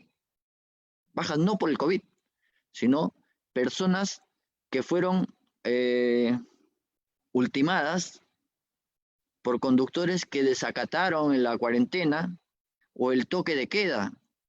Un caso ocurrió en Puno, otro entiendo en Lima hace 1 mes, pero la falta de concientización en la población. ¿Qué nos está pasando? Esta pandemia debió haber servido para recuperar la condición que estamos perdiendo de ser humano. Debió haber servido para eso, pero nos damos cuenta de que no fue así, que muchos nos hemos vuelto indiferentes, indolentes, y que me da lo mismo, ¿no? Me da lo mismo. Tenemos una información publicada en los medios de comunicación de un efectivo que después de haber pasado la enfermedad del COVID y estar recuperado, pues termina suicidándose. Las razones son materia de investigación, pero según lo que señalan los familiares y lo publican en este medio, que estuvo internado por coronavirus, tenía secuelas aún y lo obligaron a salir a patrullar. Estimado Carlos, disculpa que te corte. Quedan 3 minutos, por favor. Gracias, Michael. Gracias. Ya. Estamos en línea. Entonces, cosas que han ido pasando, pero como consecuencia de la falta del manejo de la situación psicológica del efectivo de la fuerza del orden, ¿no? Acá, para ya terminar, hay algunas cosas que tenemos que recalcar. En todas las organizaciones se habla de que el activo más valioso de mi organización es el capital humano. ¿Están considerados así en la fuerza del orden? ¿Se está llevando a cabo este precepto? ¿Lo tenemos claro? Habría que verlo, y si es así, pues habría que demostrarlo, ¿no? Dotando a la organización, perdón, a los integrantes de la organización de todos los medios adecuados para protegerse, de las instrucciones pertinentes para evitar generar situaciones de conflicto o de autocontagio. Trata a los demás como te gustaría ser tratado. Tratamos a los demás. Aquí vemos que un grupo de militares lleva mascarilla, pero los policías son inmunes, son Superman, son Spider-Man, no lo tienen. No lo tienen. Entonces, ¿por qué tenemos que arriesgarnos de esta manera? ¿Por qué tenemos que arriesgarnos de esta manera? ¿Dónde estamos? Dijo Ramiro, estamos en una situación que probablemente mi mente está pensando en los problemas de mi casa, entonces me olvido. Hay que concientizar permanentemente. El liderazgo se hace notar, o sea, se nota que debería estar más presente en la fuerza del orden. Se necesitan líderes que guíen a la gente hacia una actitud adecuada, ¿no? La comunicación efectiva, necesitamos comunicar de manera efectiva. Los patrones de comunicación antiguos a través de gritos, de llamada de atención, ya no resultan hoy en día, ya no tienen efecto. Tenemos que cambiar o modificar esto. La competencia ética, algo que está por un valor por recuperar en la sociedad. Lamentablemente, esta pandemia dio cabida a que haya indicios de situaciones de corrupción que son materia de investigación. ¿Cómo podemos actuar en medio de una situación de esta naturaleza? Así. Y por último, pues, el ministro de Vivienda, según una publicación de esta mañana, indica que en Perú el estado de emergencia se ampliará hasta el 31 de agosto. Con lo que vamos a seguir enfrentando situaciones complejas. Tenemos la oportunidad de concientizar, de entrenar en inteligencia emocional, en comunicación efectiva a nuestro personal en la fuerza del orden. Tenemos la oportunidad, tenemos el tiempo. Ya no permitamos que los contagios sigan creciendo. Y si siguen creciendo, pues que sean atendidos adecuadamente. Que no haya colas interminables para que una persona que se está muriendo por COVID tenga que esperar esa cola para que recién lo atienda y cuando llega al centro de salud ya murió, ¿no? Eso va a generar que el personal rehúse o tenga miedo de salir a cumplir con su trabajo. Finalmente, pues es una tarea de todos, tanto personal de las fuerzas del orden como también la ciudadanía en general, acatar esto. No es un chiste, no es un cuento, no es una broma pesada, es lo que nos está tocando vivir. Y ya vemos, de acuerdo a las informaciones que nos llegan de Europa, hay un rebrote significativo. El COVID se puede volver a contraer en una persona que ya lo tuvo. No nos engañemos. Entonces hay que mantenernos tranquilos y protegidos. Es la mejor manera de salvaguardar nuestra integridad y la de todos los que están con nosotros. Muchas gracias. Excelente, Carlos. Muchas gracias. Muchas gracias por tu exposición. Un tema muy interesante, sobre todo en estos momentos, ¿no? El tema de la salud mental. Excelente. Bueno, vamos a continuar y esta vez ya con la última exposición. El tema es el rol de la medicina frente a las fuerzas del orden en el riesgo de contagio del COVID en las detenciones. Será digamos, expuesto por el señor Rodolfo Castro. Mientras Rodolfo va colocando su presentación, vamos a ir presentando. Rodolfo es perito en medicina del trabajo para el Ministerio de Trabajo de El Salvador.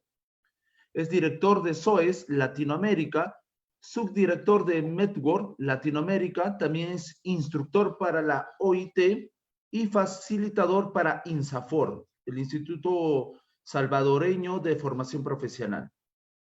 Damos la bienvenida a Rodolfo. Rodolfo, te damos el paso. Muchas gracias por tu participación. Bueno, muchas gracias a todos por la oportunidad que me dan. Bueno, quiero agradecer a Miguel Ángel también por haberme tomado en cuenta. La temática realmente ha estado bien interesante. Solo quiero que me recalquen un punto rápidamente. Contamos con 20 minutos, ¿verdad? Sí, 20 minutos, estimados. Perfecto. Son 1:21. Bueno, acá son las 3:21 en Perú. Me imagino allá, digamos, 20 minutos para que puedas contabilizar. Gracias, perfecto. No sé si me escuchan bien y pueden ver mi presentación. Sí, sí, te escucho. Un poco bajo, pero creo que es el volumen. Y veo una presentación que dice SOES. Ok. ¿Ahora me escuchan? Todo bien, todo bien. ¿Hola? Sí, te escucho.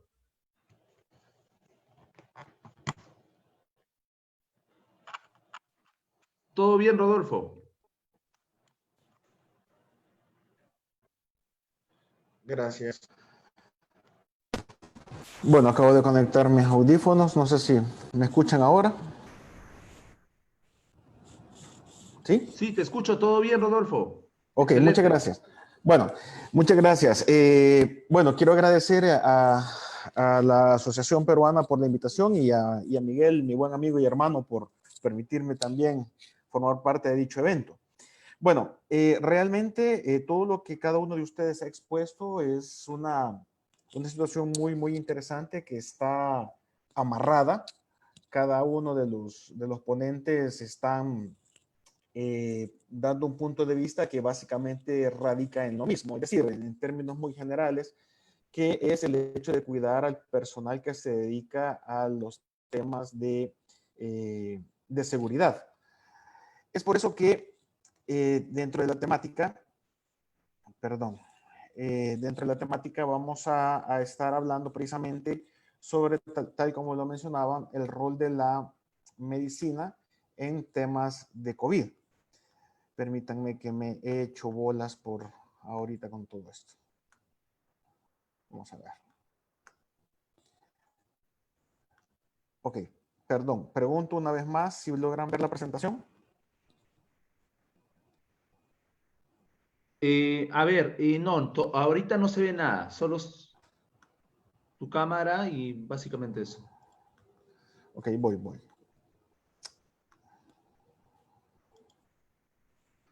Ok, ¿ahora? Está empezando a... Ya, ahí sí. Te sugiero de repente que puedas desactivar tu cámara y puedas exponer. Al término de tu exposición, ya de repente recién reactivar la cámara, ¿no? Sí, perdón, era un problema técnico, no hay problema. Bueno, ahorita, bien, aquí está. El rol de la medicina en el trabajo frente al COVID, ¿verdad?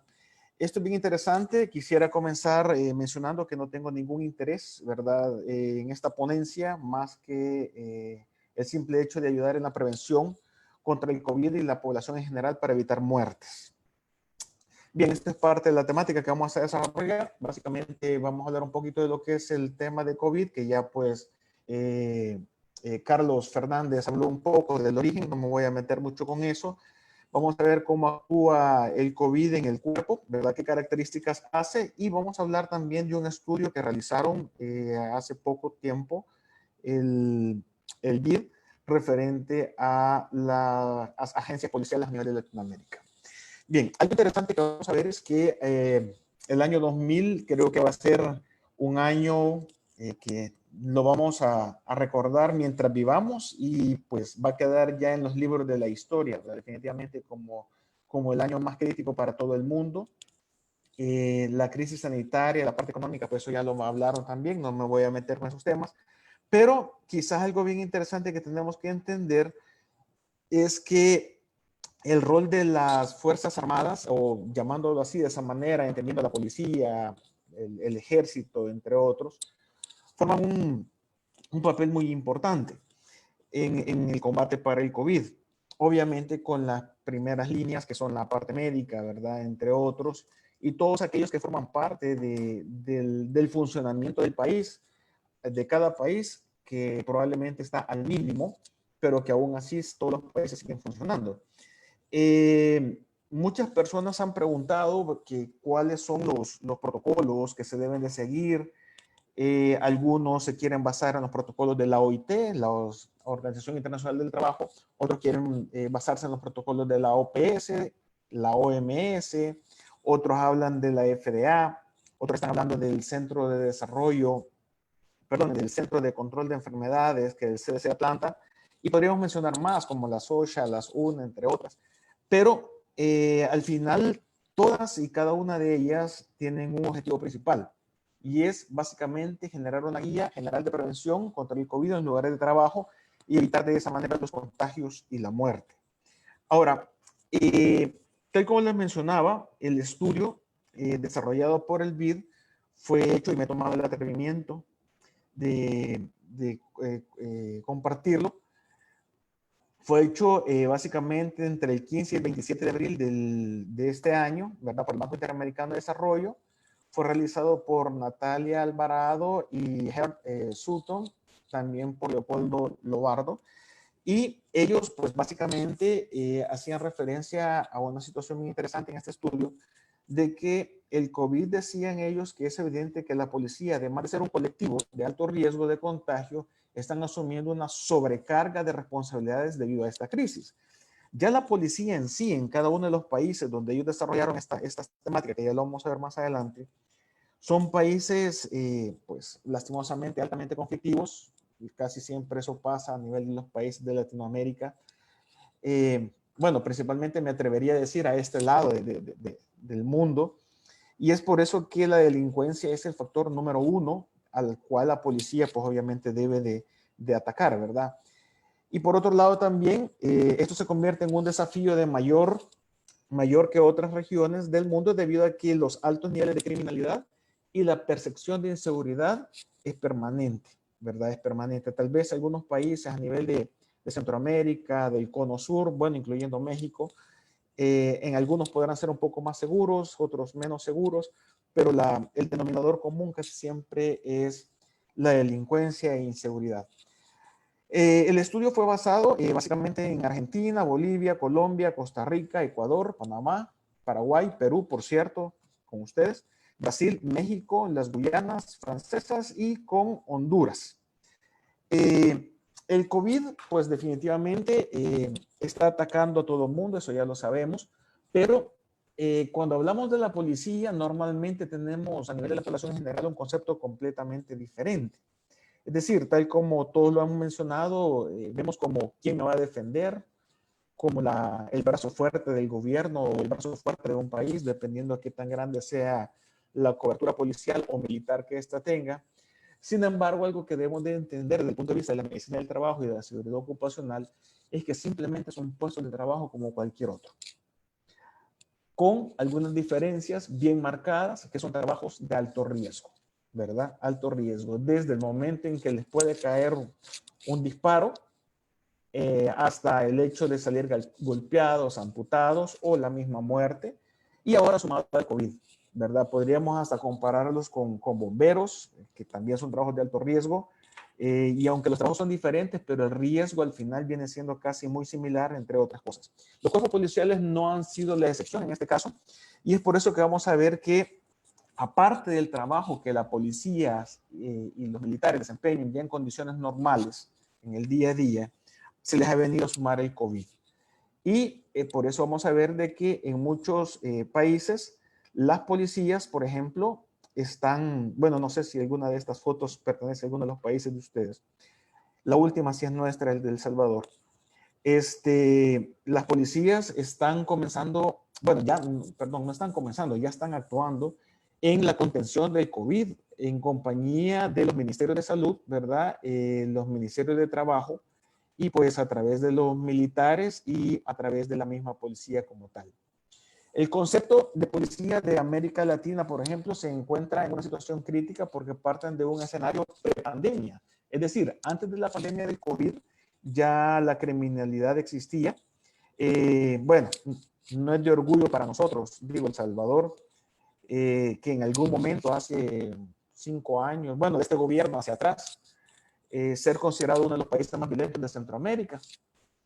Ahora pues tenemos el privilegio de que ya no somos el número 1, ¿verdad? Sino que creo que somos el número 3 en violencia y vamos bajando debido a los cambios que el gobierno actual está haciendo en temas de prevención y muertes y delincuencia en el país. Pero todo esto vino a alterarse, obviamente, a través de la enfermedad del COVID.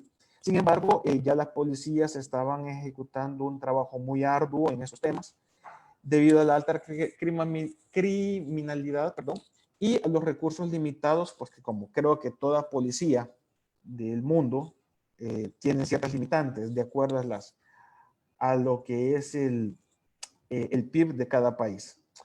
El COVID ha venido a aumentar las funciones que antes ya se tenía la policía en condiciones normales, y por ende el COVID ha aumentado también los contagios entre los agentes de seguridad y por lo tanto ponen en riesgo su vida y su salud. Y no solo eso, sino que también están poniendo en riesgo no solamente al cuerpo policial, sino que también están poniendo en riesgo a sus familias. Es por eso que cuando hablamos de la policía o cuerpos militares, entendemos que son trabajos de muy alto riesgo. Ahora, esta es la situación actual de El Salvador hasta el día de ayer, el 30 de julio. Teníamos aproximadamente 8.268 casos que fueron recuperados, teníamos 439 casos fallecidos, 7.523 casos activos y casos confirmados 16.230. Obviamente, bueno, casos locales, 14.720, importados. El gobierno hizo una función bien interesante, pues que logró de cerrar, creo yo, que a tiempo las fronteras y aeropuertos, y solamente logramos tener 117 casos importados. Importados varados tenemos 1.393. De las pruebas de COVID realizadas hasta el día 30, pues obviamente solamente tenemos 236.511 pruebas, ¿verdad? Y de esas, obviamente, pues no es una cantidad muy grande para la población que tenemos. Obviamente, esto en relación a recursos. Creo que el país, bueno, El Salvador, a diferencia de otros, es el que más problemas ha tenido en el manejo del COVID debido a la limitante de factores económicos que se han dado entre poderes de Estado, entre lo que es el Ejecutivo y lo que es el Legislativo. Fondos en apariencia existen, pero han sido detenidos en esa pugna que se ha tenido. Entonces el gobierno ha tratado de manejar la pandemia con los recursos que se tienen, y a tal grado que en el caso de El Salvador se han limitado al mínimo los poderes del Ejecutivo, a tal grado que pues hasta se hace chiste de una manera muy jocosa de que ahora el Ejecutivo simplemente es administrador de hospitales por el momento. Sin embargo, el país ahorita, solo como un paréntesis, ha creado uno de los hospitales más grandes a nivel de Latinoamérica, ¿verdad? Que pues Se cree que para el mes de agosto vamos a tener un promedio de 3.000 camas UCI solamente para atenciones de pacientes COVID. Ahora, eso nos lleva a algo bien interesante, de que cuando vemos las estadísticas, es evidente de que aquí hay fuga de información, o sea, no son datos 100% fidedignos porque estos son los que el gobierno logra captar, pero todos aquellos que no han sido manejados o no han sido captados, pues obviamente entra en fuga de información. Y dentro de los casos confirmados a través de géneros, tenemos que el género más afectado es el hombre, ¿verdad? Por distintas razones, que ya las vamos a ver más adelante. Y el género menos afectado es la mujer, ¿verdad? Sin embargo, pues también tenemos el caso de los niños que, es mucho menor todavía. Ya no me voy a meter con los demás datos estadísticos. ¿Cuál es el rol de la medicina en este caso? Bueno, empecemos definiendo el concepto de medicina del trabajo. Según la OIT y la OMS, define la medicina del trabajo como una actividad médica que promociona y mantiene el mayor grado de bienestar físico, mental y social de los trabajadores en todas las profesiones. La protección de los trabajadores frente a todo tipo de riesgo. Y en este caso estamos hablando de un riesgo de tipo biológico. Y es aquí donde la medicina del trabajo está ahora, hoy en día, teniendo un mayor auge en compañía de todas las ramas de la medicina, como la medicina intensiva, la medicina de los neumólogos, medicina general, ¿verdad? Entre otros que podría mencionar, con todos los equipos de trabajo, de laboratorio clínico, terapia respiratoria y todo lo que forma parte de la medicina. Pero que en términos generales, cuando el concepto del COVID aparece en el mundo, las primeras barreras de defensa de cada país no fue la policía, ¿verdad? Sino que fueron los médicos, ¿verdad? Y obviamente ahora con el tiempo que ha venido evolucionando, pues se incorpora la policía, se incorporan los militares, se incorporan bomberos, se están incorporando ahora los comités de seguridad y salud ocupacional de las empresas, el Ministerio de Trabajo ya está haciendo sus funciones y ahora el Ministerio de Trabajo, a mi criterio muy personal, eso es un pensamiento mío, se va a convertir, o ya es en algunos países, la primera línea de defensa. ¿Qué quiere decir eso? Porque como muchas de las economías se han estado abriendo, obviamente mucha gente está retornando a sus trabajos, se está exponiendo a personas que tienen COVID y eso está obligando definitivamente a que en un momento determinado sea el Ministerio de Trabajo a través de los comités de seguridad y salud ocupacional los encargados de ejecutar la prevención y programas a través perdón, para el COVID y que esto no se haga la pandemia mucho más grande a nivel de los países y en este caso pues, específicamente de El Salvador. Y obviamente el objetivo es prevención, ¿verdad? Ese es el objetivo principal. Ahora, con respecto a las Fuerzas Armadas y el COVID, es importante entender qué es lo que el COVID hace en el cuerpo para poder comprender un poco esta sintomatología que de repente surge. Lo único que quiero ver, no sé si esto me va a funcionar. Voy a tratar de enviar, el siguiente es un video, por favor me dicen si lo escuchan o si alguien me puede guiar cómo hacer para que lo escuchen. Ahí va. No sé si lo escuchan. Sí, pero estoy viendo, veo nomás que están pasando las láminas, pero no se escucha. Perdón, otra vez me decía. O sea, veo que pasan láminas, pero no hay ningún audio. No hay ningún audio, o sea, ok.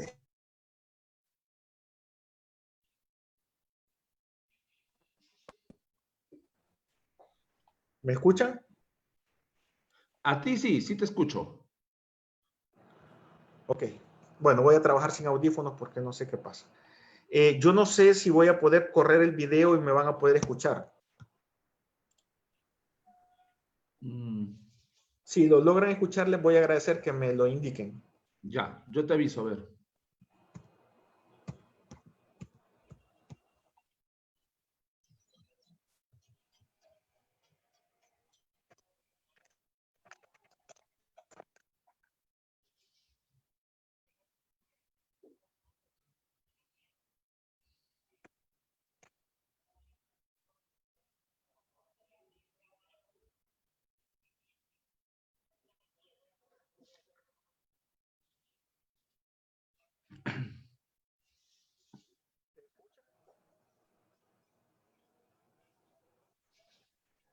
Estamos viendo que pasan las láminas del video, pero no escuchamos nada.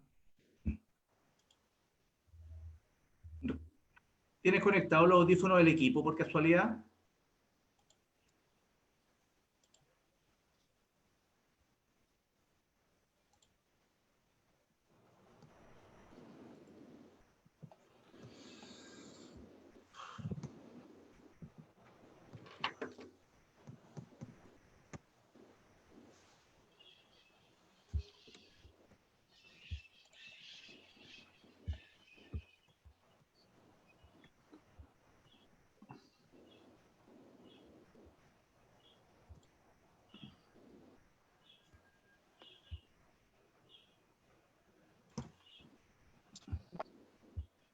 Lo siento, no tengo, no tengo audio. No sé si me ven la presentación, perdón.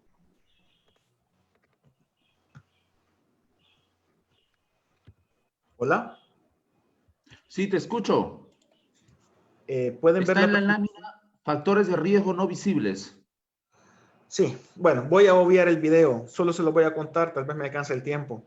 Bueno, básicamente el video es cómo el virus entra al cuerpo y hace todos los destrozos que ya conocemos.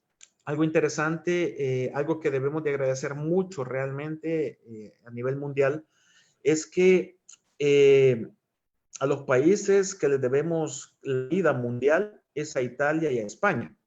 Por dos razones, y lo digo como médico. Porque cuando surge el COVID, las Naciones Unidas dan las indicaciones, perdón, la OMS da la indicación de que todos los cuerpos deben de ser enterrados inmediatamente y ninguno debe de ser estudiado.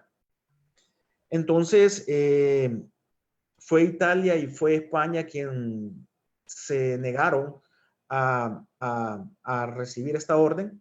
Y básicamente ellos lo que hicieron fue que comenzaron a hacer estudios y se dieron cuenta de que sí es cierto que los chinos mencionaban que el problema era una situación de tipo pulmonar, pero no mencionaron en ningún momento de que el problema que se daba en realidad dentro del cuerpo era una coagulación intravascular diseminada, es decir, en pocas palabras, que la sangre se coagulaba al interior del cuerpo. Entonces, gracias a los estudios que hizo Italia y España, ahora sabemos eso, y muchos medicamentos y muchos de los tratamientos que se están dando ahora, que están dando muy buenos resultados, está disminuyendo la cantidad de muertes por los manejos hospitalarios que se están dando, se lo debemos a ellos. Así que ese realmente es un reconocimiento mundial que se lo debe. Bueno, dentro de los factores de riesgos que no son visibles cuando vemos a un agente policial, obviamente la edad. Aunque veamos que el policía ya tiene edad avanzada, para nosotros es un policía. No es una persona mayor, sino que es un policía el que nos ha detenido. Los policías normalmente pues podrán tener otros tipos de enfermedades como hipertensión arterial, diabetes, enfermedades tiroideas, VIH, cáncer, enfermedades degenerativas. Algunas pueden tener embarazo, entre otras cosas. Y esto obviamente nos lleva a un tema bien interesante, que es la vulnerabilidad de cada uno de los agentes. Y la vulnerabilidad viene dada en relación a lo que es la salud de cada uno de ellos. No sé qué me pasa, aquí está. Bueno, la vulnerabilidad del personal y el estado de salud fisiológico, y aparte de eso también estamos teniendo problemas de salud mental a nivel de los cuerpos policiales. Sin embargo, el problema de salud mental no es exclusivo de la policía, es exclusivo de todos aquellos que en algún momento determinado han padecido COVID. Y es por eso que la siguiente... Estimado, discúlpame que te corte 2 minutos, por favor, para ya cerrar. Gracias. Ya. Bueno, no voy a seguir con la presentación, voy a dejarlos aquí. Quizás solamente comentarles de que dentro de los factores de riesgo más importantes que se tienen post-COVID son las enfermedades mentales, ¿verdad? Hay muchas personas que tienen ansiedad, depresión, que se están generando hoy en día precisamente por el COVID. La gente tiene mucho temor, los policías tienen muchos temores, las personas que han sido entubadas y han estado en hospitales y que han logrado salir dentro de las características mentales, su mente se pone en blanco, se pone en negro, dicen muchos de ellos, y eso pues obviamente es la vida y muerte, ¿verdad? Hoy en día los factores económicos están afectando grandemente. La policía está jugando un papel muy importante, pero igual no dejan de ser seres humanos como cualquier otro. Y son puestos de alto riesgo, ¿verdad? Creo que no me ayudó mucho la tecnología este día y el tiempo pues fue más. No sé si te preguntan al respecto. Excelente. Muchas gracias, Rodolfo. Muchas gracias. Y bueno, ya hemos concluido con las 4 exposiciones. Han sido muy interesantes. De hecho, nos ha dado una idea de cómo se está manejando, ¿no?, el tema de prevención y mitigación del contagio por COVID en estas actividades, ¿no?, de las fuerzas que se dedican al tema de detención o arresto, ¿no?, en general. Vamos a ver algunas preguntas, algunas dudas. He estado tratando de ver acá, no he visto muchas preguntas, pero sí yo quiero hacer algunas consultas. Sobre todo, tengo 2 consultas que me gustaría ahí formular. La primera es asociada al tema de estos protocolos que mencionó Miguel Ángel, Miguel al inicio, ¿no?, que me pareció interesante. ¿Cómo se podrían acceder a esos protocolos? ¿Cómo se podría manejar, verlos, ¿no?, para tener una idea y replicarlos, ¿no? Porque de hecho es una buena referencia. Eso es uno, ¿no? Y la otra pregunta va sobre las estadísticas, ya sea en Chile, en El Salvador, en España, ¿no?, de la tasa de contagiados del personal de la policía versus la tasa de mortalidad, ¿no?, o letalidad, por decirlo así, ¿no?, del total de contagiados, cuántas personas, digamos, han fallecido, ¿no?, de este grupo versus la tasa del país, ¿no? No sé si tuvieran esa data, sería interesante tenerla como referencia, ¿no?, para cada uno de los países, tanto Chile, España como El Salvador, ¿no? Michelle, en principio, decirte que los protocolos los tenéis a vuestra disposición. He ofrecido el correo por el chat. Toda la información que tengo, más toda la información que estoy recibiendo, no es para hacer acopio de información, sino para compartirla con cualquier profesional que esté dedicado al tema. Me dirige un correo y con gusto les mando todos los protocolos, todo lo que va saliendo nuevo en España. Yo soy partidario de compartir información y no de ser el rey de la información en un cajón lleno que no sirve para nadie. Yo prefiero hablar con el doctor Ramiro Castro y decirle, mire, usted que se dedica a esto, he descubierto este artículo, creo que le vendrá bien, y compartirlo con él. Quizá a mí no me sirva, pero a lo mejor él en un momento determinado pues agradece que le llegue una información desde España pues que desde Chile no había tenido acceso, y para mí eso sería lo ideal. En el chat he puesto hace un momentito que bueno, pues en España unos 14.000 agentes se han tomado la baja en España, bien por COVID, otros por ansiedad y otros por depresión. En España, en las últimas 24 horas, han dado positivo 1.525 personas. O sea que tenemos un rebrote, como diríamos en España, de un par de narices. No estamos hablando de palabras menores. Y estoy hablando de un país que, aunque siempre los gobiernos y desde la política intentan disminuir la gravedad del tema y dicen que son 27.000 muertos los que han habido en España, hay algo que no cuadra. Cuando aquí hay lo que se denomina un registro civil, que es donde cuando nace un niño lo inscribes y cuando hay una persona que fallece la inscribes como fallecido.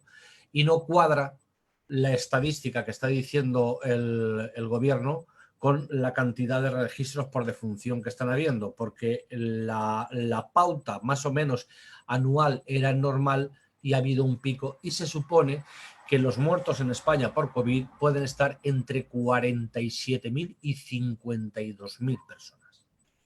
Esto no son datos que me he inventado yo, esto ha salido en prensa, se puede consultar en el registro civil, que es público, o sea, y yo soy español y defiendo a España, pero es que no puedo defender lo indefendible. Antes, Carlos Fernández estaba hablando de los problemas psicológicos. Estrés, ansiedad, problemas familiares, problemas en la calle, gente que le escupe al policía en la cara, gente que intenta agredirle. Yo tengo un amigo que es de los cuerpos de seguridad del Estado que o sea, no cayó en depresión, pero sí bajó de ánimo porque su mujer dio positivo en COVID y él no sabe si el COVID lo llevó él a casa. Su mujer, bueno, pues dio positivo, guardó la cuarentena en casa, le daban la comida en su habitación, no salía de la habitación, ha salido todo bien, se ha puesto bien, pero él se ha quedado con el sentimiento de culpabilidad. No sé si en otros países ocurrirá algo parecido o no, pero los datos los he dejado en el chat antes, porque me ha parecido interesante compartirlos, no me ha dado tiempo por ponerlo, pero ahí están. Y son datos de hoy mismo, o sea, de a fecha de hoy. Por lo tanto, nosotros somos un poquito, como ha dicho mi buen hermano Rodolfo, como la punta de lanza. Lo que está ocurriendo ahora en Sudamérica es lo que a nosotros nos ocurrió en febrero.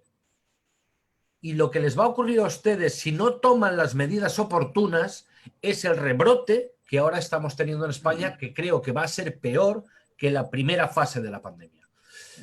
Es mi pensamiento, yo no soy alarmista, simplemente veo una realidad plasmada en datos y en las noticias, yo me manejo mucho en el Instituto Nacional de Estadística, qué es lo que van diciendo, comparaciones. Y cuando haces comparaciones y todos te dan más o menos el mismo porcentaje, la cosa está clara. ¿Alguna cosa más, señor Michel? No, estimado, muchas gracias. Muy interesante el punto, sobre todo el tema del rebrote, ¿no? Porque nosotros acá estamos, por lo menos acá en Perú, estamos ya reiniciando actividades y ya la cuarentena, salvo en determinadas regiones, se está dando. En los demás lugares está, no, digamos, tomándose todas las medidas de prevención, pero ya no hay cuarentena. Entonces, sí, efectivamente hay que tener cuidado, sobre todo con las experiencias que ustedes nos cuentan, ¿no? Muchas gracias. En relación acá en Chile al dato duro de poder conocer el estado de las policías, no lo tengo a la vista, ¿ya? Pero sí les puedo mencionar y un poco comentando lo que indicó Miguel Ángel. Nosotros hoy día, el último reporte de hoy habla de 356.000 contagios, ¿ya? De los cuales 9.500 fallecidos y quedan solo 17.500 casos activos. Ahora, ¿qué se está haciendo como estrategia? Ir a testear hacia las calles, no esperar que la gente llegue a los consultorios. Se está testeando aproximadamente 22.000 exámenes diarios y con una tasa de positividad alrededor de 2.000 diarios, ¿ya? Sintomáticos y asintomáticos. Por lo tanto, hoy día nosotros tenemos una gran ventaja como país. Todos siempre hablamos de que Chile es una larga faja que va de norte a sur, etcétera, etcétera, etcétera. Por lo tanto, las medidas de control en carretera, de cordones sanitarios, ha permitido reducir esta transferencia o esta movilidad de contagio a otras ciudades y ha permitido encapsular el tema de lo que son los contagios por regiones o por ciudades principales, ¿ya? Sí estamos en una etapa de desconfinamiento que se ha incorporado toda la experiencia de España, de Italia y de otros países a fin de hacerla de manera progresiva. Está en 5 pasos, ustedes los pueden buscar en la información en el Ministerio de Salud, ahí están todos los 5 pasos, y que cada paso implica apertura o no de ciertas actividades. Por lo tanto, si bien es cierto, hoy día estamos en un paso 2 en algunas comunas de aquí de la región metropolitana de Santiago, no implica que no vamos a volver atrás, porque esto está basado en 3 indicadores que definió el comité de expertos, que tienen que darse los 3 para poder pasar a etapa de desconfinamiento. Si uno de los indicadores se dispara o incrementa, inmediatamente esa comuna vuelve a lo que es el confinamiento total, ¿ya? Por otro lado, el tema del rebrote es una posibilidad cierta. Ningún país, creo, en base a la experiencia de lo que hemos visto hasta ahora, está libre del rebrote, y no es una culpa de un gobierno, sino que es un tema del estado del virus como tal, y por otro lado de la responsabilidad de cómo la ciudadanía, o como nosotros como ciudadanos responsables, actuamos, nos cuidamos y controlamos ciertas actividades que se hacen en tiempos normales y que están restringidas en estos momentos. Por lo tanto, creo que la probabilidad del rebrote, mientras no existe una vacuna, es una realidad cierta. Nuestra mirada estratégica tiene que ir hacia allá, a ver cómo enfrentamos esto y cómo vamos adecuando nuestro vivir diario para que podamos, durante este tiempo en que no tengamos la vacuna, convivir con el COVID hasta que tengamos una solución. Pero el COVID vino para quedarse por lo menos este año y parte importante del 2021. Más que nada eso, Michael. Excelente, estimado. Muchas gracias, Ramiro. Estoy desconectado mi cámara porque tengo algunos problemas de conexión, se me está yendo la señal. No sé si hay algún comentario adicional con respecto a las preguntas para ya ir cerrando con este evento. Ha sido muy provechoso de todas maneras. Creo que el aporte de cada uno de ustedes ha sido muy interesante, ¿no? Sobre todo brindarnos herramientas del día a día para poder prevenir y mitigar el contagio del COVID, no solamente asociado al tema de la exposición al SARS-CoV-2, sino también a la parte de la salud mental, ¿no? Que es un tema muy importante, sobre todo en esas actividades que realiza la policía, ¿no? Y que creo que de la mano con la posibilidad de contagio está el deterioro de la salud mental, ¿no? Durante sus actividades. ¿Algún comentario adicional? Michael, ¿cómo estás? En realidad, agregar algo que tal vez se ha dicho ya, pero en las personas es bueno reiterar algunos aspectos. Tenemos que ser conscientes de lo que está pasando, nos haya o no nos haya tocado el COVID-19. Si no lo entendemos de esa forma, la cosa va a ir en aumento y vamos a tener menos probabilidades de salir adelante. Estamos en una situación en la que va a tardar un tiempo obtener probablemente una vacuna para contrarrestar el efecto del virus, pero el papel fundamental lo tenemos en nuestras manos, y lo tenemos en nuestras manos como personas, como seres humanos. El ser humano básicamente es emocional, actúa en base a sus emociones. Probablemente muchas de nuestras emociones durante esta época de aislamiento social, de cuarentena, de estado de emergencia, se han visto alteradas. Hay informaciones sobre aumento de violencia doméstica en diferentes puntos del país y, ¿por qué no, del mundo? Porque probablemente no estuvimos acostumbrados o teníamos una noción distinta a la que debe ser respecto a la convivencia. Convivencia entendíamos por dormir, comer, salir a trabajar, regresar y volver a dormir. Hoy el virus de alguna manera nos dio la posibilidad de convivir realmente 24 horas de manera continua por más de 3 o 4, casi 4 meses, viéndonos la cara en casa, con la esposa, con los hijos, con los esposos, las mujeres, y pues entendimos de que en realidad no convivíamos, y que de alguna manera nos estaba faltando un poco o nos falta un poco de inteligencia emocional, de empatía, de comprender a los demás. Y empatía es lo que se le pide al ciudadano, al ciudadano de a pie, al ciudadano empresario, empatía con las fuerzas del orden, personas que están cumpliendo su labor, que también son seres humanos y que tienen el temor de contagiarse, que ya han perdido amigos, colegas en este trayecto, que han perdido familiares, porque probablemente imaginen esa persona que llevó el virus a casa siendo asintomático, ese integrante de la fuerza del orden que llevó el virus a casa siendo asintomático, a él no le pasó nada, pero se murió el padre, se murió la madre, o perdió a la esposa o al esposo. Ese cargo de conciencia que puede tener. Entonces, la reflexión a la que yo llamo es que las autoridades tienen que enfocarse a proteger la salud mental de todos, pero también de manera específica y con estrategias adecuadas de los integrantes de la fuerza del orden. Es inaudito que las personas no sepan qué hacer. La policía, las Fuerzas Armadas en su conjunto tratan de protegernos y nosotros desde la calle pensamos que nos están enclaustrando sin razón.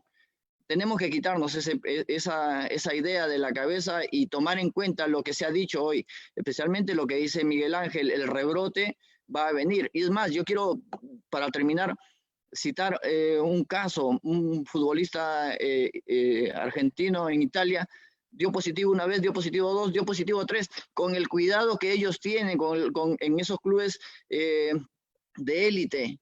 Imagínense, un ciudadano como nosotros, pues si se contagia una vez, puede contagiarse otra vez y no sabemos cuáles serían los efectos en la segunda o en la tercera vez. Básicamente, hay que tener mucha empatía con todos. Muchas gracias.